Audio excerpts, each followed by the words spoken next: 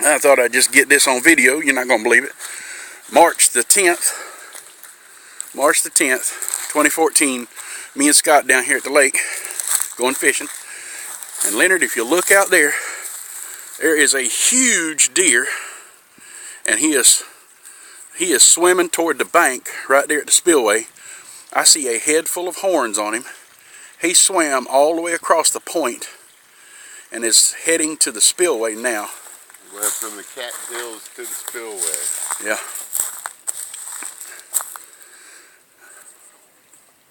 I don't know if you can see him, but just take a look. We'll see if we can't get him coming up out of the lake.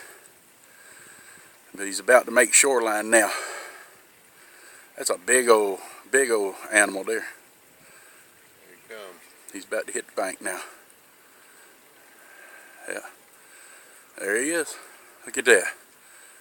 Look at him jumping up the side of the bank, standing on top of the road now on the dam. Look at 4 leaps he was to the top of that bank. Headed down to the creek on the other side. And that bad boy swam all the way across that lake from that point side all the way to the spillway. We thought it was a big old bird like a lake loon or a coot swimming, and then it turned sideways, had big old ears and horns on it. Water is up looks like about 3 feet. It's a little muddy, but me and Scott are going to try to catch a few fish today. Hopefully we can catch some.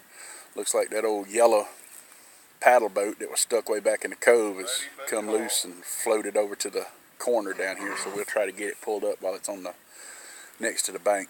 Maybe we get that pulled out, be done with it, see if it's salvageable or not. But we're gonna give it a shot. Scott's the man. Look at him. He looks like a lumberjack, don't he? Wild Alaska. He's part of Wild Chester. Wild Clover. Survivor Man.